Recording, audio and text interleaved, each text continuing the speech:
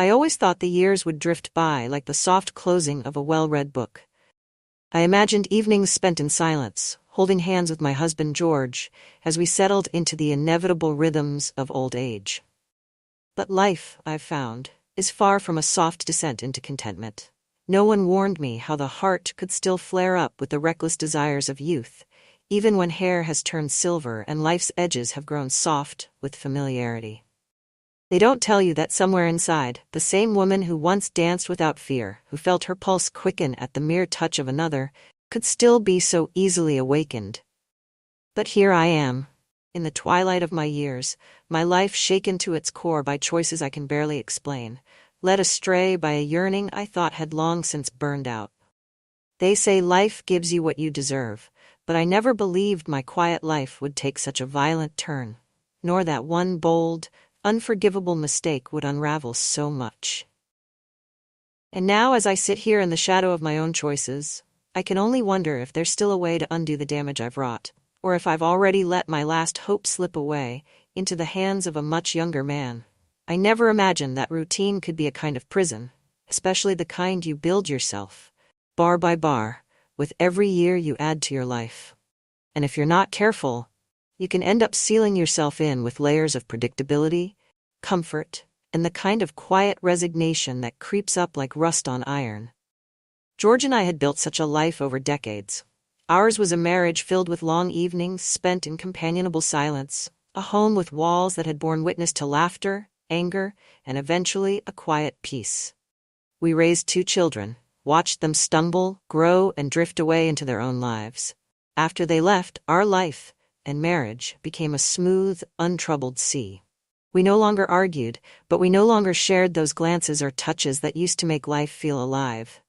And maybe, like an old stone, we'd become worn and soft, smoothed down by time. I began to feel invisible in that life. George's love was steady, unwavering, but it didn't have the warmth it once did. It was as if he didn't see me anymore, not as I was, but rather as I was supposed to be in this role of aging wife and grandmother. We were so polite with each other, so steeped in routine, that even our gestures of affection seemed to lack intention. I felt like a photograph left too long in the sun, faded, fragile, and slowly losing the colors that once made me unique. But then there was Daniel, the mail carrier who, by some cosmic irony, seemed to deliver not just our bills and catalogs, but a sense of vitality I'd almost forgotten I possessed. He was only 26, young enough to be my grandson, but there was a charm about him, an innocence I couldn't resist. I knew what people might think if they saw how he lingered at the mailbox just a little longer than necessary, or the way his smile lingered on his lips, as if he were seeing something in me that I hadn't seen in years. The first time he made me feel young again was entirely innocent. I was out in the garden, trimming roses with hands that had grown accustomed to their own frailty. He walked up, broad-shouldered, carrying a package with my name in his neat handwriting, and he stopped short as I looked up from my work. "Mrs. Harding, I think these roses are jealous. They don't stand a chance next to you," he said with a grin. At first, I thought he was just being kind, a polite comment from a young man to an old woman. But as the days passed, his words began to linger. It became our silent exchange, a game of glances and small smiles. He would compliment my garden, laugh at my simple jokes, and when his hands brushed mine as he handed over the mail, it was as if he were sparking something inside me that I'd thought had died long ago. I didn't know how it started. Perhaps it was when he offered to help me carry a heavy box to the porch, or when he stayed just a bit longer, lingering on the garden steps, talking about things that didn't matter. Or maybe it was the day I watched him walk away, only to realize my heart was pounding in a way that felt both shameful and exhilarating. I never thought that at 70 years old, I could feel this way again. Awkward, giddy, completely out of control. And yet, there I was, sneaking glances at the clock every morning, waiting for that small white truck to pull up, hoping that today he'd have a few extra minutes to spare. It didn't take long for Daniel to sense my eagerness, though he was respectful, careful not to cross the invisible boundary that lay between us, and in some strange way, that made it all the more thrilling. It was a quiet rebellion against the silence that had settled over my life with George, a tiny secret, that was mine alone. In those few minutes, I felt alive again, with the kind of energy I hadn't felt in decades. But little did I know that one small spark could ignite a fire that would consume everything I had so carefully built. Each morning, I thought I was simply indulging in a harmless thrill, a pleasant distraction to brighten my days. But slowly, without even realizing it, I was crossing lines I never thought I would. And soon, I would find myself on a path that would unravel not only my marriage, but the fragile life I had woven for myself over the years. Looking back, perhaps I should have seen the danger lurking in those innocent smiles, in those stolen glances. But at the time, I was blind to the risks, to the perilous edge I was teetering on. Because when a woman has spent so many years feeling unseen, she'll do almost anything to feel desired again, even if it means throwing caution to the wind. It was nearly 2 weeks after my first brush with temptation, the first time I noticed that Daniel's visits had become the center of my mornings, and I could no longer deny that something unusual was stirring inside me. That's when I decided to confide, carefully, in Margaret, my oldest friend, and the one person who might understand without judgment. Margaret and I had known each other for more than 40 years. Our friendship formed from the same fabric of early motherhood and long, shared afternoons. We'd seen each other through the losses of parents, through George's heart attack and her own divorce. She'd always been there, the solid rock I could lean on when the world seemed to shift beneath me. But this was different. This was a secret that felt like a blazing ember, one I couldn't bear to carry alone, yet feared to share. One Wednesday afternoon, as we sipped our tea on her sun-dappled patio, I worked up the courage to speak, though I chose my words carefully. "Margaret," I began, fiddling with the rim of my teacup, "have you ever felt out of place in your own life? Like you've built something so well constructed that you can't bear to shake it, even when it feels stifling?" Margaret raised an eyebrow, her keen gaze fixed on me. "Eleanor, we're 70, not 17. I thought we'd both outgrown that sort of thing," she said with a wry smile. But her face softened when she saw my expression. I leaned forward, my voice dropping. "There's someone," I whispered, unable to meet her eyes. "Someone who's made me feel different, alive." For a long moment, she was silent. The distant hum of a lawnmower filled the air as we sat, her face reflecting a mixture of shock, worry, and something I couldn't quite read. "Eleanor," she said softly, "I hope this is nothing serious. You know that George—" She stopped, her lips pressed into a tight line, clearly uncertain how much to say. "We've both seen what happens to people when they chase these feelings, these temptations." I nodded, though I could feel my cheeks flush with shame. "I know, Margaret. It's just, sometimes I feel like I'm invisible in my own life. With George, there's no more excitement, no sense of being noticed. And with this young man, Daniel, I feel, I don't know, seen again." Margaret reached across the table, covering my hand with hers. "Maybe there's a reason you're feeling this way," she said gently. "But be careful, Eleanor. We're not as resilient as we once were. A fall from this height could break us." Her words echoed in my mind long after I left her home, a faint warning that I tried to heed. But when I saw Daniel the next morning, standing there with that easy smile, the words seemed to vanish into thin air. I could only think of how his eyes lingered on me, how he had a way of making me feel younger, lighter, somehow worthy of attention. The days turned into weeks, and my visits with Daniel became a ritual, each morning blending into the next with an anticipation that grew sharper by the day.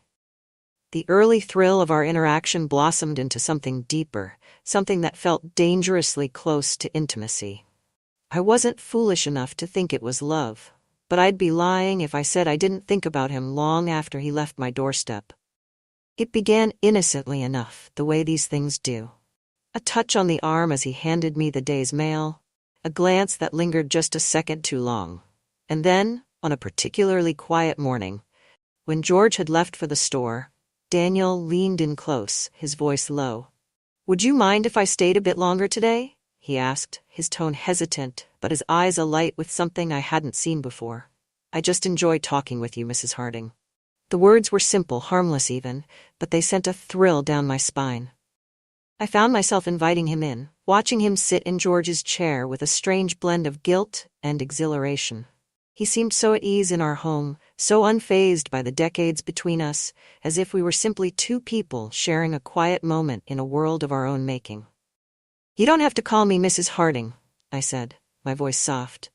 "Call me Eleanor." He smiled, and for a moment I felt like a young woman again, caught in the gentle web of his attention. We talked for what felt like hours, discussing everything from his dreams of traveling the world to the frustrations of his job. He was an open book, filled with the ambitions and uncertainties that I hadn't felt in so long. I'd almost forgotten they existed. That morning, I felt a connection I hadn't felt in years, and when he finally left, I stood at the door watching him walk away, my heart beating faster than it should have.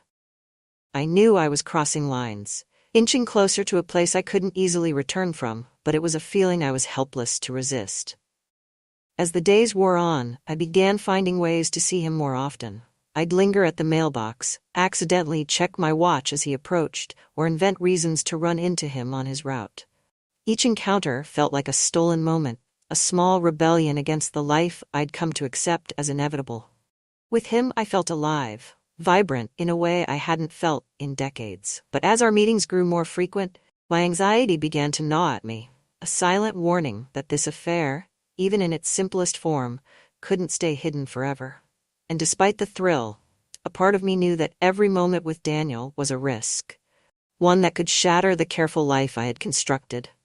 George was a man of habit, and it was only a matter of time before he noticed the changes in me, subtle though they were.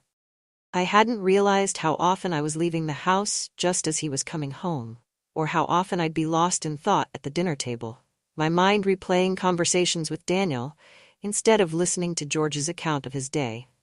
One evening, as I washed the dishes, George approached me, his face creased in a frown that was all too familiar. "You seem distracted lately, Eleanor," he said, his voice steady but edged with suspicion. "Is there something on your mind?" For a moment I froze, my hands submerged in soapy water. I forced myself to keep my gaze fixed on the sink, unwilling to let him see the worry in my eyes. "Just things with the garden," I replied, my voice a little too light. "I've been trying to keep busy. You know how I get." He nodded, though he didn't seem convinced. As I watched him walk away, a sense of unease settled over me. George wasn't the type to press, but he was observant, and I knew that if I wasn't careful, he'd start asking questions I couldn't easily answer. The next day, as I waited for Daniel, my thoughts were clouded with the fear that George might see through my excuses, might catch me in a lie I couldn't backtrack from.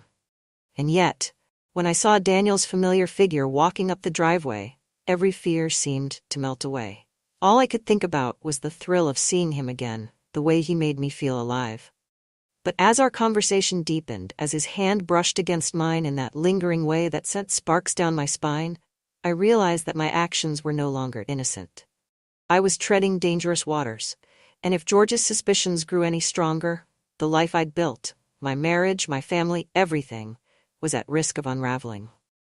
In that moment, I was caught in a painful paradox. I knew that continuing this would lead me down a path I couldn't come back from. But the allure of Daniel's touch, his gaze, was something I couldn't resist. It was as if I were being pulled by a current, powerless to stop myself, even as I saw the rocks looming ahead. And so as I stood there, tangled in my own web of desire and deceit, I knew that whatever came next would change everything. Whether I was ready for it or not, I was heading toward a point of no return, and I could only hope that when the time came, I'd have the strength to face the consequences. The summer was waning, and with it came a sense of urgency that neither Daniel nor I could deny. Each time we met, the weight of what we were doing pressed down on me, but I couldn't stop. In the quiet hours of the early afternoon, when George was out and the house felt like my private domain, Daniel would come by. At first, our visits were harmless, confined to conversations at the mailbox or brief meetings on the porch, but soon the intensity of our connection grew, and we found ourselves talking inside, alone, cloaked in secrecy. It was on one such day that the house seemed particularly still, the kind of quiet that makes the heart pound louder than usual. I hadn't noticed George's car pulling up, hadn't heard him come through the door. It wasn't until I heard his voice that I felt my stomach drop. "Eleanor?" George's tone was low, even, but sharp enough to cut through the comfortable silence that Daniel and I had been wrapped in. Daniel froze, and I could feel my cheeks flush with heat as I turned toward George, who stood in the doorway, his eyes locked on me with an intensity I'd never seen before. "George," I stammered, struggling to find words that would somehow explain away the unmistakable tension in the room. He held up a hand, silencing me. "Don't," he said, his gaze flicking between Daniel and me with a look that was equal parts hurt and fury. "I've been suspicious for weeks now, Eleanor, and I thought I was going mad, but now, seeing this..." His voice broke, and I felt something in me crumble.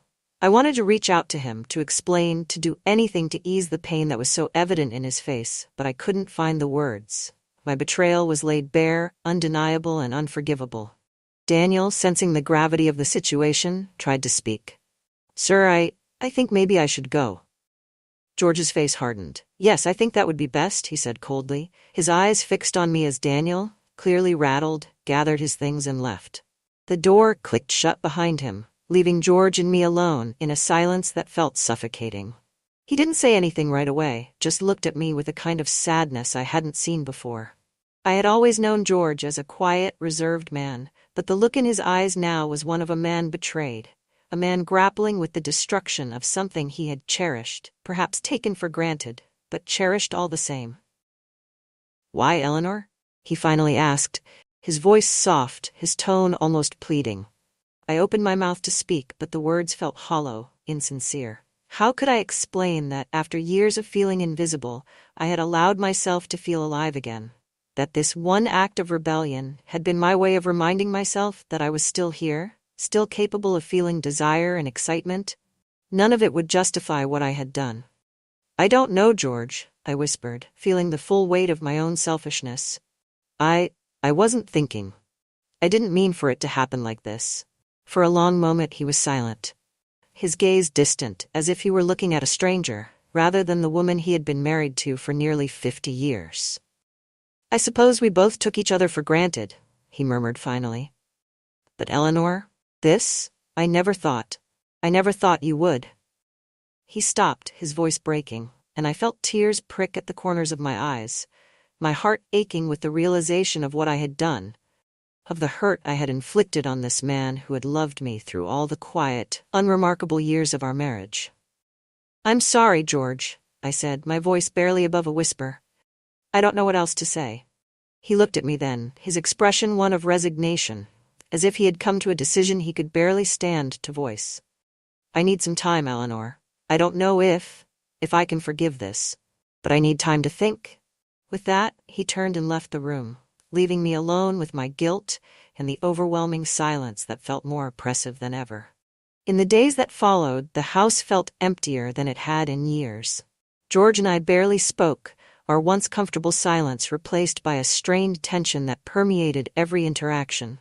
At first, I tried to make amends, to bridge the chasm that had opened between us, but every attempt was met with a distant look or a curt reply. And then, as if to compound my misery, I started receiving messages from Daniel. At first, they were apologetic, remorseful. He hadn't meant to cause trouble. He had no idea George would come home. But then his tone changed, his messages turning more insistent, even angry. "Why haven't you replied, Eleanor?" one text read. "You said you wanted to be with me, didn't you?" I felt a chill run down my spine as I read his words. I hadn't thought about the possibility that Daniel might feel more for me than I had for him. For me, our connection had been fleeting, a bright but brief moment of excitement. But for Daniel, I now realized, it had been something else entirely. One evening, as I sat alone in the living room, my phone lit up with yet another message from Daniel. "You can't just pretend this didn't happen, Eleanor," he wrote. "I know you care about me. Don't let him come between us." A part of me wanted to respond, to explain that whatever we had shared was over, that I couldn't keep living this lie. But another part of me, a part I barely recognized, felt trapped. If I pushed him away too abruptly, I feared he might retaliate, expose everything to friends, family, everyone I knew. I tried to put it out of my mind, but the next day, as I walked to the grocery store, I caught a glimpse of him. He was standing by his truck, his eyes following me as I passed. a slight smirk on his lips that sent a shiver down my spine. I hurried inside, my heart pounding, feeling as though he were watching me, waiting for me to acknowledge him. That night, George finally broke the silence.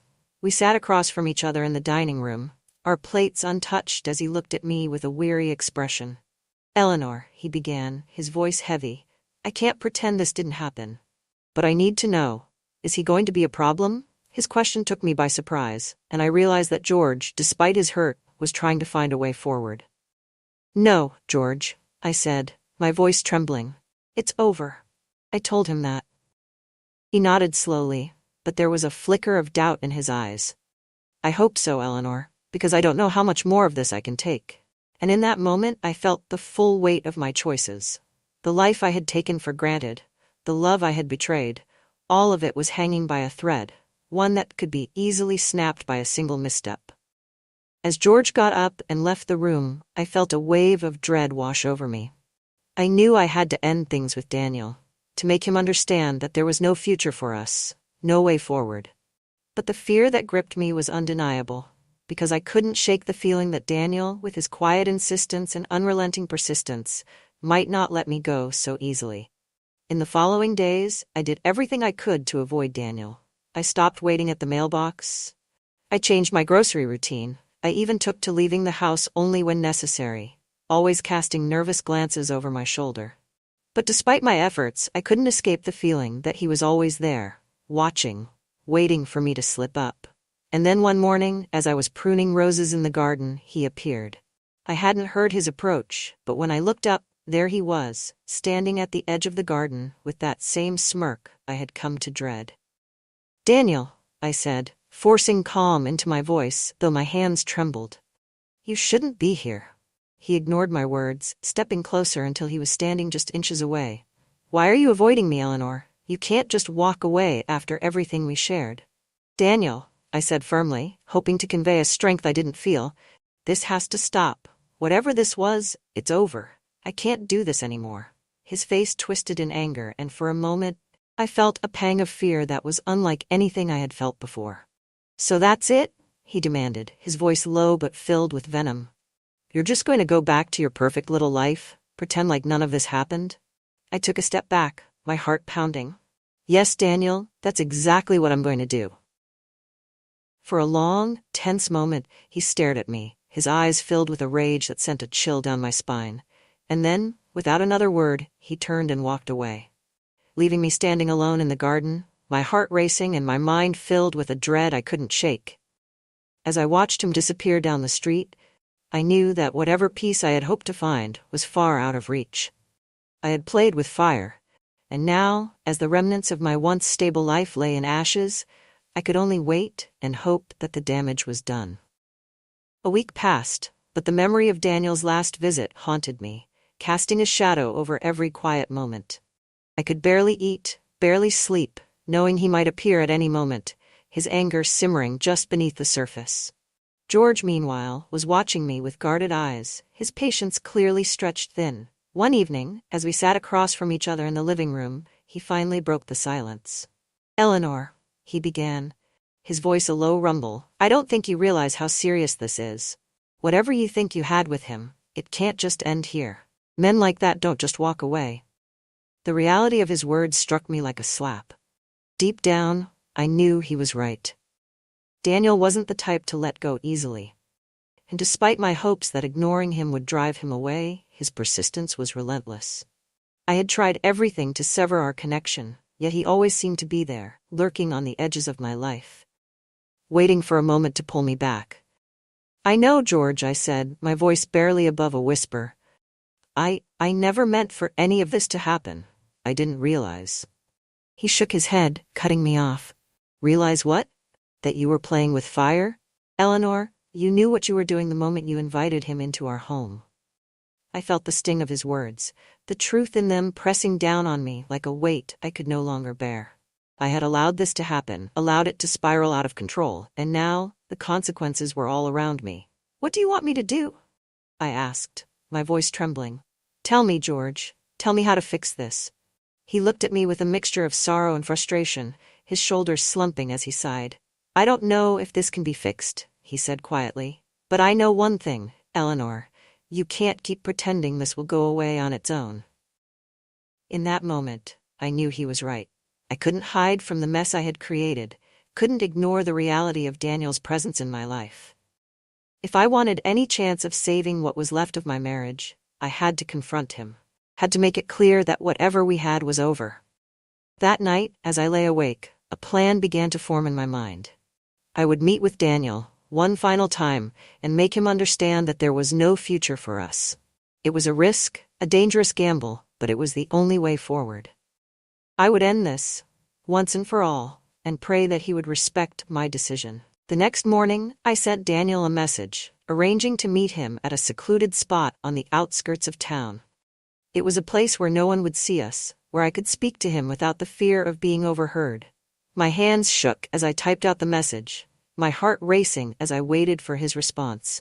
When his reply finally came, a simple, "I'll be there," I felt a wave of relief mixed with dread.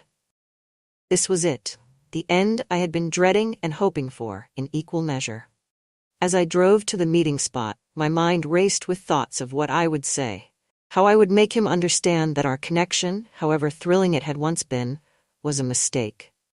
The memories of our time together seemed distant now, like a dream I could barely remember. All that remained was the shadow of regret and the weight of the choices I had made. When I arrived, Daniel was already there, leaning against his truck with a casual, almost indifferent expression. His eyes lit up when he saw me, a flash of excitement that made my stomach twist with guilt. "Eleanor," he said, his voice warm, his smile soft, "I was starting to think you'd forgotten about me." I took a deep breath, steeling myself.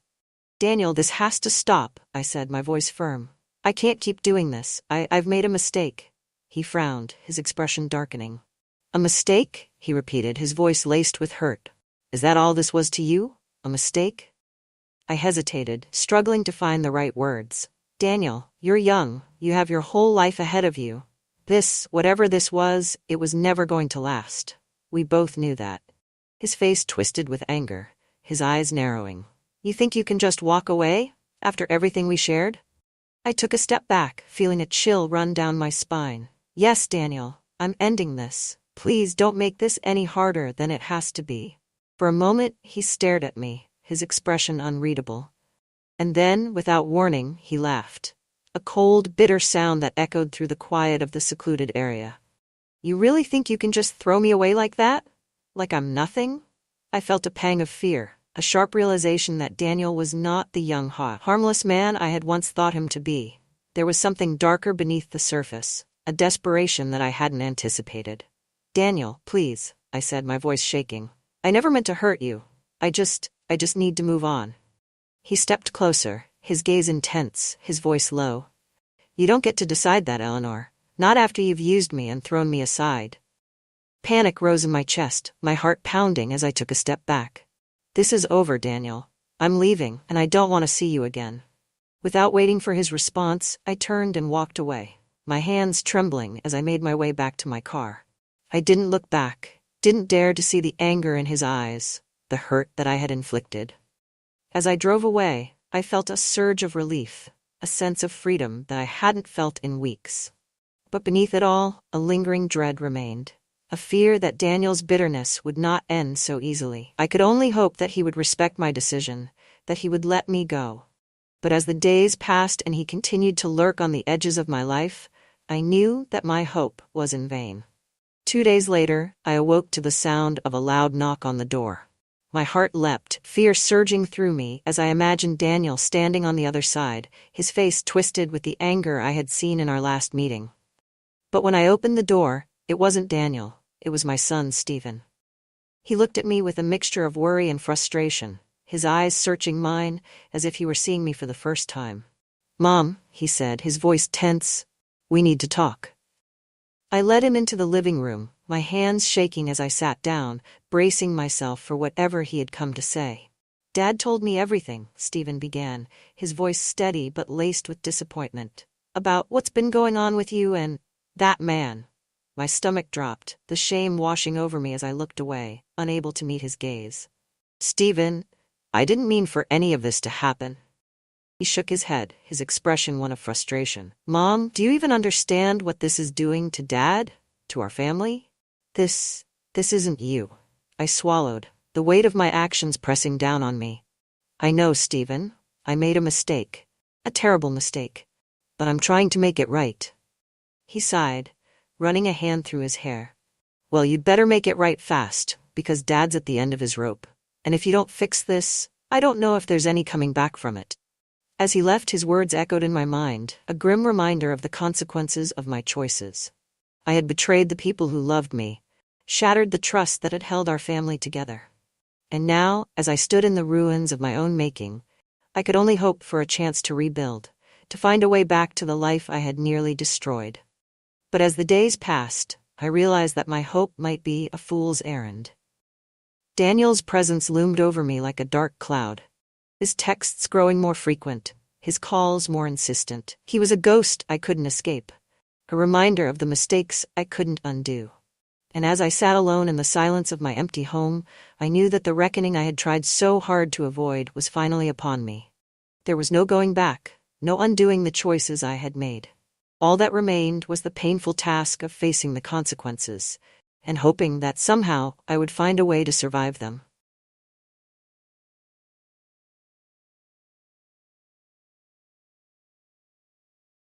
You never realize how precariously your life balances until one small moment tips it over. It was supposed to be a simple family trip, a quiet escape to the mountains to reconnect, something Gerald had insisted on. He was always big on appearances, on maintaining this image of us as a strong, unified family. It didn't matter that our marriage had long since settled into something resembling a business partnership rather than a romantic bond, or that Caleb, his son from his first marriage, had grown up distant and guarded, never fully embracing me in the role of stepmother. I had agreed to the trip out of habit more than anything else. It's what I did.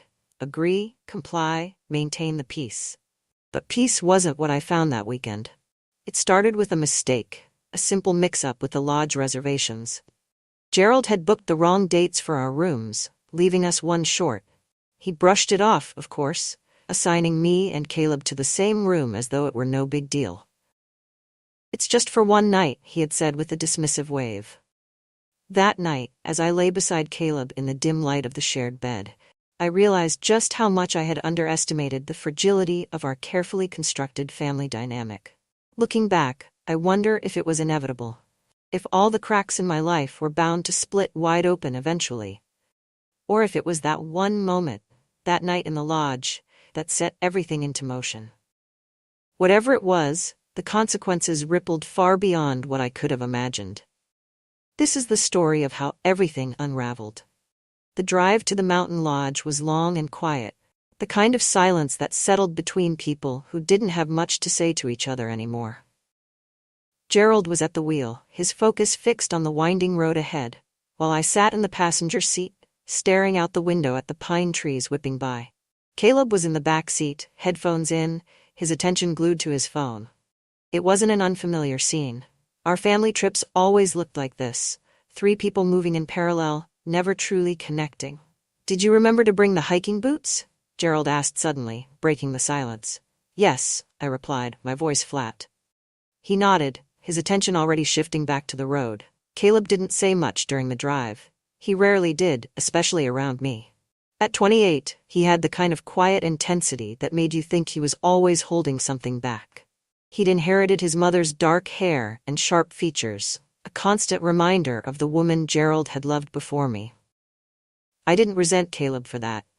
How could I? His mother had died when he was only a teenager, leaving a void that no one, not even his father, could ever truly fill. Still, there was a distance between us, one that neither of us had ever tried too hard to bridge. When we finally arrived at the lodge, the sun was dipping low on the horizon, casting the mountains in a golden glow. The building itself was charming in that rustic, slightly worn way that spoke of countless family vacations over the years. Gerald checked us in while Caleb and I unloaded the car. "This place is nice," Caleb said, his voice breaking the silence as he hefted a suitcase onto the gravel. "Yeah," I replied, surprised by his attempt at conversation. He glanced at me briefly, something unreadable flickering in his eyes, before turning back to the car. Inside, the lodge was warm and inviting, all wood-paneled walls and cozy furniture arranged around a crackling stone fireplace. But the moment Gerald returned from the front desk, his expression told me something was wrong. "There's been a mix-up," he said, running a hand through his graying hair. "They only have 2 rooms available tonight. The third one won't be ready until tomorrow." I blinked at him, the implications sinking in. "So what are we supposed to do?" "We'll figure it out," he said briskly. "I'll take 1 room, and you and Caleb can share the other." My stomach tightened at the suggestion, but I didn't argue. Gerald was already moving past the issue, dismissing it as an inconvenience not worth dwelling on. The room Caleb and I were assigned was small but comfortable, with a queen-sized bed dominating the space. A single lamp cast a warm glow over the floral quilt, and the faint scent of pine wafted in through the open window. "This is cozy," Caleb said, his tone neutral as he set his bag down near the door. I forced a smile. "It's only for 1 night." The awkwardness was immediate. I tried to distract myself by unpacking, carefully arranging my toiletries in the small bathroom while Caleb busied himself with his phone. When it came time to settle in for the night, the tension in the room was palpable. "You take the bed," Caleb offered, standing near the window. "I can sleep on the floor." "Don't be ridiculous," I said, shaking my head. "The bed's big enough for both of us." He hesitated, his expression unreadable, before nodding slowly. I lay on one side of the bed, staring at the ceiling, as the minutes stretched into hours. Caleb was a solid presence beside me, his breathing steady but shallow. I told myself it was fine, that nothing would happen, but somewhere deep down, I knew better. That night at the lodge began like any other family evening, or so I told myself. The rustic room had settled into a quiet calm. Outside, the faint sound of crickets echoed through the thin mountain air, their rhythmic chirping underscoring the stillness inside. The soft golden glow of the bedside lamp threw faint shadows against the wood-paneled walls, creating an almost dreamlike atmosphere. Caleb was propped up on one side of the bed, scrolling through his phone, while I sat cross-legged on the other, feigning interest in a paperback I'd brought along. My heart wasn't in it, though. It hadn't been all day. Dinner earlier had been uneventful, as most of our family meals were. Gerald had carried the conversation, recounting anecdotes about his recent work projects, to an audience of 1. Caleb and I both nodded and smiled at the right moments, but the truth was, neither of us was truly present. I couldn't pinpoint when the tension had started. Maybe it had been there all along, an undercurrent I'd ignored for years, only now made glaringly obvious by the proximity of our shared room. "You're not really reading that, are you?" Caleb asked suddenly, his voice breaking the silence. I looked up from the book, startled by his directness.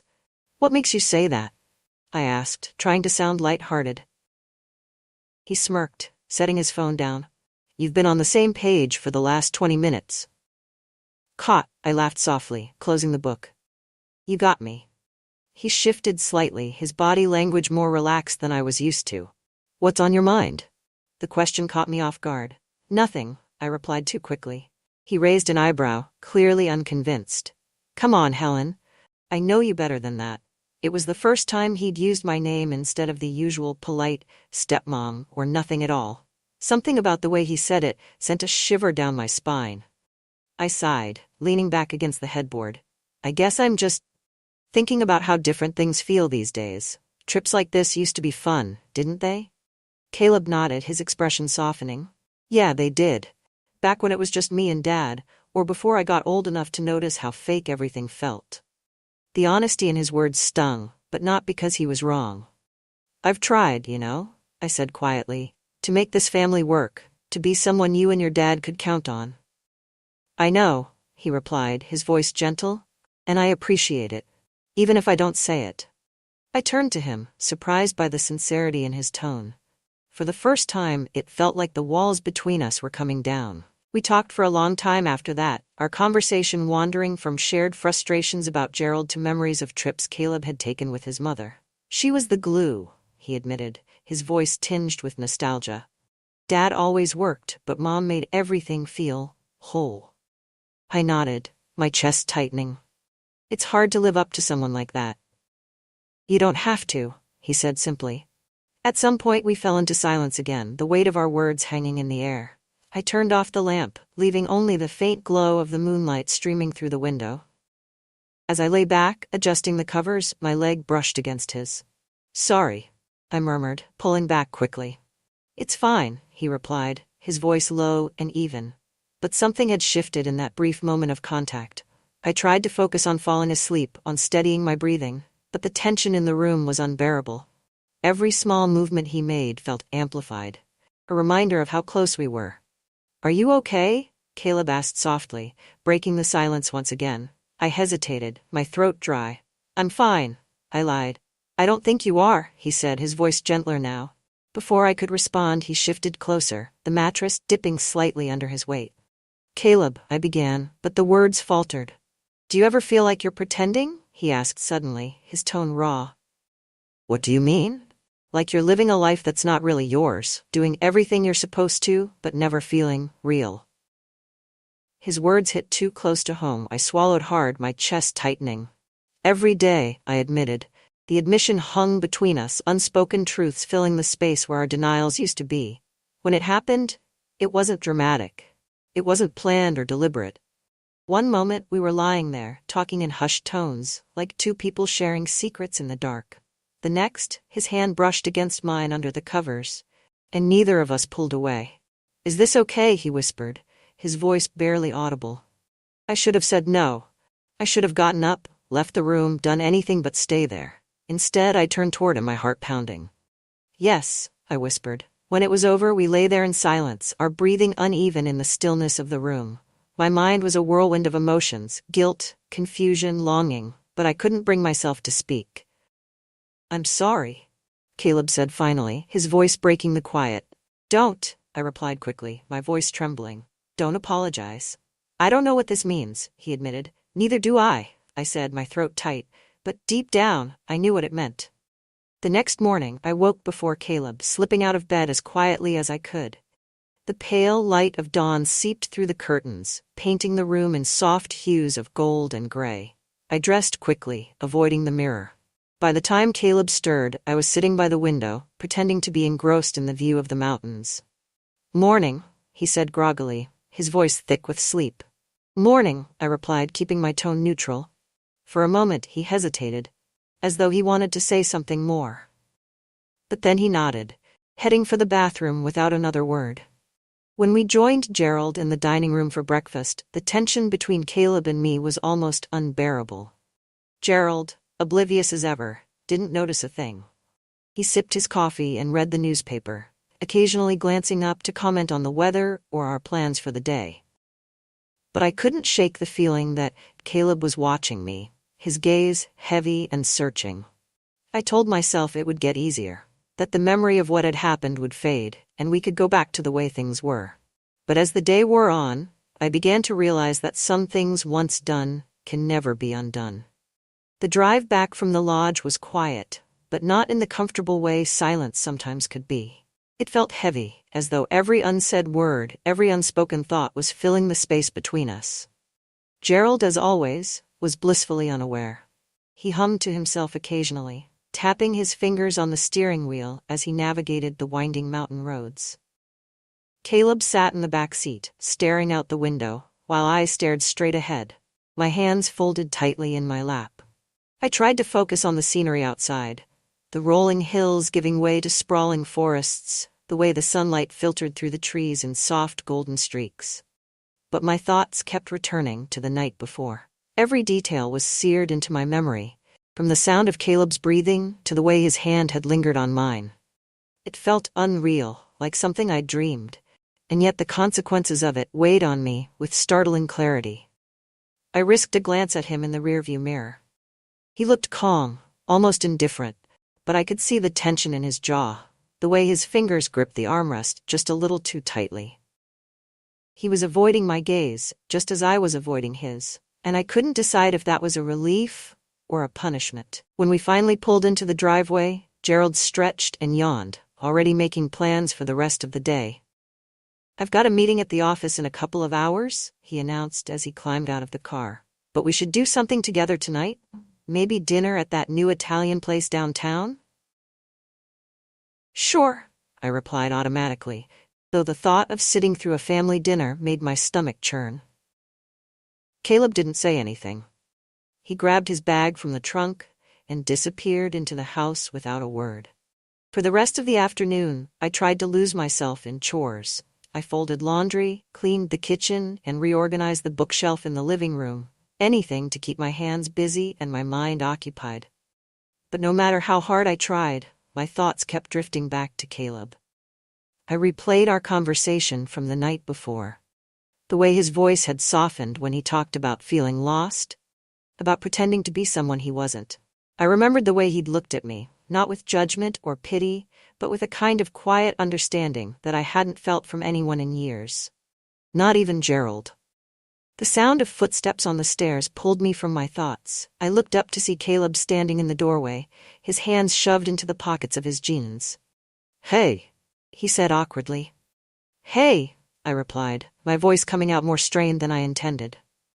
For a moment, neither of us spoke. Then he cleared his throat, glancing toward the kitchen. "I was just going to grab something to eat." "Of course," I said quickly, stepping aside to let him pass. He brushed past me, and even though the contact was fleeting, it left me feeling breathless. I busied myself tidying the counter while he rummaged through the fridge, trying to ignore the way my heart raced every time he moved. "About last night?"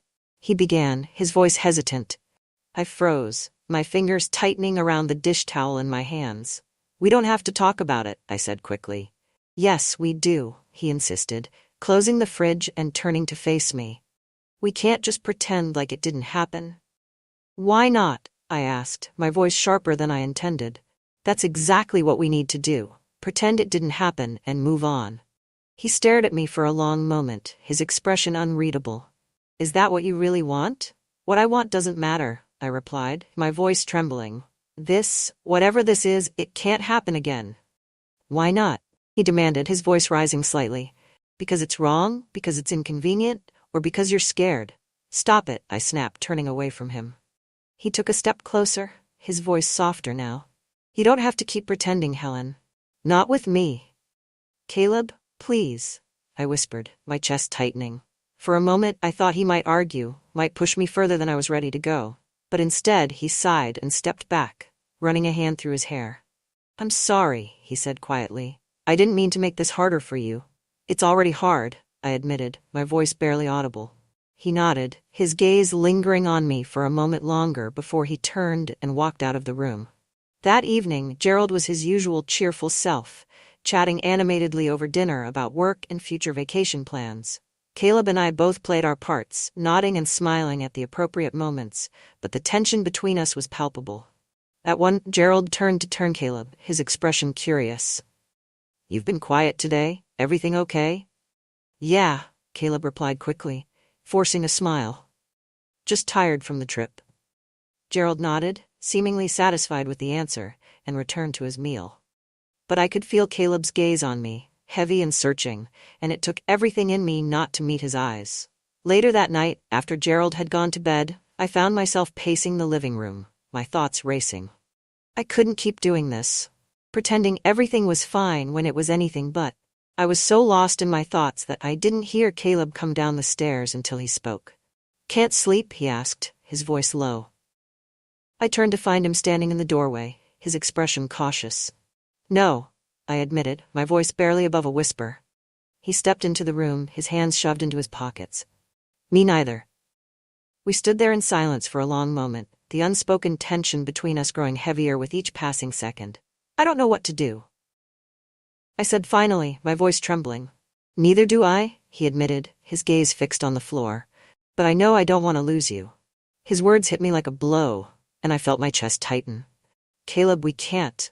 "I know," he said quickly, his voice pained. "But that doesn't mean I can just forget about it. About you." I shook my head, tears stinging my eyes. "This isn't fair to any of us." "I know," he repeated, his voice breaking. For a moment, I thought he might reach for me, might try to close the distance between us. But instead he stepped back, his expression resigned. "I'll give you space," he said quietly, "if that's what you need." I nodded, unable to speak. As he turned and walked away, I felt a pang of something I couldn't quite name. Regret, longing, loss. Whatever it was, it stayed with me long after he was gone. By the time I finally went to bed, the house was silent, but my mind was anything but. I lay awake for hours, staring at the ceiling, replaying every moment of the day over and over. I didn't know what the future held, but one thing was certain. Nothing would ever be the same. The days that followed were agonizingly slow, each one marked by an unspoken tension that seemed to pulse through the walls of the house. I threw myself into small tasks, anything to keep my hands busy and my mind occupied.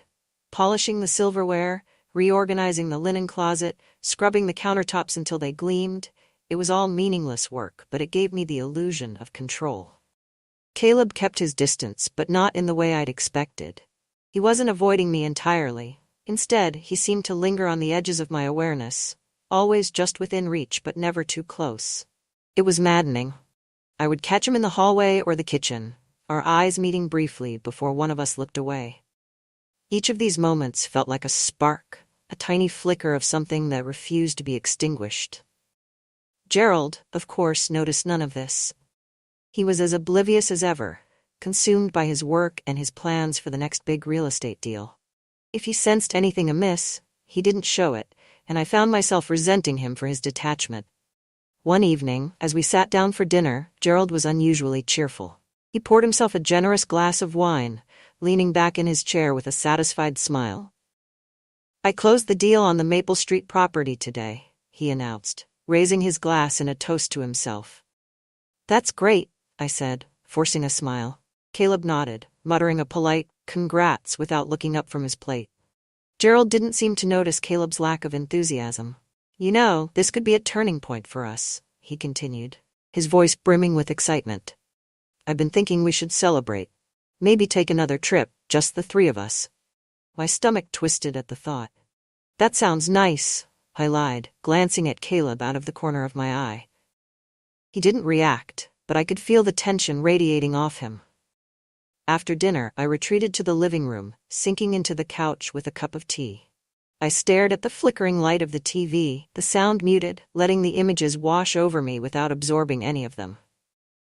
I was so lost in thought that I didn't hear Caleb enter the room until he spoke. "Can we talk?" I looked up, startled to see him standing in the doorway. He looked uncertain, his hands shoved into the pockets of his jeans. "Now?" I asked, though I already knew I couldn't say no. He nodded, stepping into the room and closing the door behind him. I set my tea down, my heart racing as he crossed the room and sat down beside me. "I've been thinking," he began, his voice quiet, "about us, about what happened." I opened my mouth to respond, but he held up a hand, cutting me off. "Just let me finish," he said. "I know this is complicated, and I know it's not fair to you, but I can't pretend like it didn't mean something." "Caleb," I began, but he shook his head. "Please," he said, his voice breaking. "I just need to know. Was it just a mistake to you? Or did it mean something?" The question hung in the air, heavy and unrelenting. I felt like the walls were closing in around me, the weight of my guilt and confusion threatening to crush me. "I don't know," I admitted finally, my voice trembling. "I don't know what it meant. All I know is that it can't happen again." He nodded slowly, his gaze dropping to the floor. "I understand," he said, though his voice was thick with emotion. I needed to hear you say it." For a moment, neither of us spoke. Then he stood, running a hand through his hair. "I'm gonna go for a walk," he said, his voice barely above a whisper. "Be careful," I said, though the words felt hollow. He nodded, and then he was gone, leaving me alone with my thoughts. That night, I lay awake, staring at the ceiling as Gerald slept soundly beside me. I felt like I was trapped in a cage of my own making, the bars forged from choices I couldn't take back. The next morning, Caleb was gone. I found the note on the kitchen counter, scrawled in his messy handwriting. "I need some time to clear my head. Don't worry about me, I'll be fine. I just need to figure things out on my own." The words hit me like a punch to the gut. I clutched the note in my trembling hands, my chest tightening as a wave of panic washed over me. "What's that?" Gerald asked, walking into the kitchen with his phone in hand. "Caleb left," I said, my voice shaking. "Left?" Gerald frowned, taking the note from me and reading it quickly. What the hell does that mean? Where did he go? I don't know, I admitted, tears welling up in my eyes. Gerald sighed, running a hand through his hair. I swear that boy never thinks things through. He's probably just sulking somewhere. He'll be back when he gets hungry. His dismissive tone made my blood boil. This isn't just sulking, Gerald, I snapped. He's clearly upset about something. Well, what do you expect me to do about it? He shot back. He's an adult. If he wants to act like a child, that's his problem. I stared at him, stunned by his indifference. You really don't care, do you? Of course I care, he said, though his tone was anything but convincing. But I'm not going to chase after him. He needs to grow up and handle his own problems. I turned away from him, my hands gripping the edge of the counter as I tried to steady my breathing. The days that followed were agonizing. I spent every moment wondering where Caleb was, if he was safe, if he would come back. I tried calling him, but his phone went straight to voicemail. I even considered driving around to look for him, but I had no idea where to start. Gerald, true to his word, made no effort to find Caleb. He went about his days as though nothing had changed, leaving me to carry the weight of my worry alone. One evening, as I sat in the living room staring at my phone, my friend Lauren called. I haven't heard from you in a while, she said, her voice tinged with concern. Is everything okay? I hesitated, unsure how to respond. It's complicated, I said finally. Complicated how? She pressed. I sighed, running a hand through my hair. Caleb left. He didn't say where he was going or when he'd be back. Did something happen? She asked, her tone sharp. I hesitated again, the truth pressing against the edges of my resolve. It's just been tense lately, I said, carefully avoiding the full truth. Aha, Lauren said, clearly unconvinced. Well, if you need someone to talk to, you know where to find me. Thanks, I said, though I wasn't sure I meant it. After we hung up, I sat there for a long time staring at the empty space where Caleb had once been. The house felt emptier than ever without him, and I found myself replaying our last conversation over and over. I thought about the way he'd looked at me, the raw vulnerability in his eyes. I thought about his question, the one I hadn't been able to answer honestly. Was it just a mistake to you? I didn't know. Maybe it was. Or maybe it was something more, something I wasn't ready to admit. All I knew was that I missed him. And that thought terrified me more than anything else. The emptiness Caleb left behind was unbearable. Days turned into weeks, and the silence in the house grew louder with every passing moment. Gerald carried on as if nothing was wrong, throwing himself into work and brushing off any mention of Caleb with a dismissive wave. He'll be fine, he said more than once. He always is. But I wasn't fine, and I didn't know if Caleb was either. I found myself driving aimlessly some afternoons, hoping, praying, that I'd see him walking down a street or sitting in a cafe. I checked his social media obsessively, but there was no sign of him anywhere. It was as if he'd disappeared entirely. I couldn't help but feel that his leaving was my fault. The note he left was short, almost casual, but the timing couldn't have been a coincidence. What did I do to him? The question haunted me, its weight pressing down on me, no matter how I tried to distract myself. It was a Thursday evening when I found it. Gerald had left for a dinner meeting, and I was alone in the house, wandering aimlessly from room to room. I ended up in Caleb's room without realizing it, the familiar scent of his cologne lingering faintly in the air. I sat on the edge of his bed, my fingers tracing the seams of the quilt as I tried to imagine where he might be. My eyes landed on his desk, a stack of papers haphazardly piled on one corner. I didn't mean to snoop, at least, that's what I told myself. But curiosity got the better of me, and I picked up the stack, rifling through it absently. That's when I found the letter. It wasn't addressed to me, but I knew immediately that it was about me. Dear Helen, I don't know how to say this out loud, so I'm writing it instead. I hope you never read this, but if you do, I hope it helps you understand. I can't stop thinking about you. About us. About that night. I know it was wrong, and I know it probably meant nothing to you. But to me, it meant everything. You make me feel seen, like I'm not just some failure or disappointment. You make me feel like I matter, and I don't know what to do with that. I've tried to let it go, but I can't. And I think that's why I have to leave. I'm sorry if I've made things harder for you. I never meant to. But I can't stay here anymore. Not like this. Take care of yourself, Helen. Always, Caleb. I read the letter 3 times before the weight of it fully sank in. My hands were shaking by the time I set it down, my mind racing with a mix of emotions I couldn't untangle. He had left because of me. Because of what we'd done. Because of how I'd handled it, or failed to handle it. I should have felt relief. He was gone, and with him, the temptation and the risk. But all I felt was an aching emptiness that threatened to consume me. Gerald came home late that night, his tie loosened and the smell of whiskey clinging to his clothes. He dropped his briefcase by the door and headed straight for the kitchen, pouring himself another drink without saying a word. I followed him, clutching the letter in my hand. Gerald, I began, my voice trembling. He turned to look at me, his expression tired. What is it, Helen? I need to talk to you, I said, my grip on the letter tightening. He sighed, setting his glass down on the counter. Can it wait? I've had a long day, I said firmly, my voice surprising even myself. It can't wait. He frowned, his brow furrowing as he crossed his arms over his chest. Fine. What's so important? I hesitated, the words catching in my throat. I couldn't bring myself to tell him everything, not yet. Instead, I handed him the letter.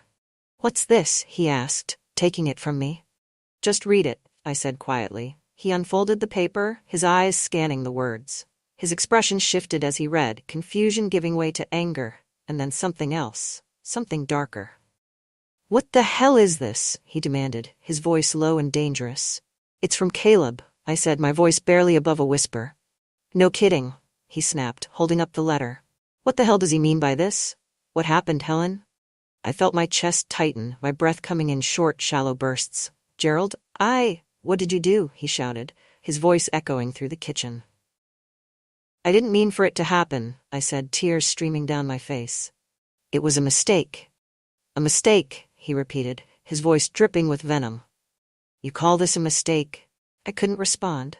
The weight of his anger, of his disbelief, was too much to bear. Gerald left that night, slamming the door so hard that the sound reverberated through the house. I sat on the kitchen floor for hours, staring at the letter crumpled in my hands. I wanted to scream, to cry, to run away, and never look back, but I couldn't move. When the sun rose the next morning, I finally forced myself to get up. The house felt impossibly quiet, the absence of both Gerald and Caleb, an oppressive void that seemed to swallow me whole.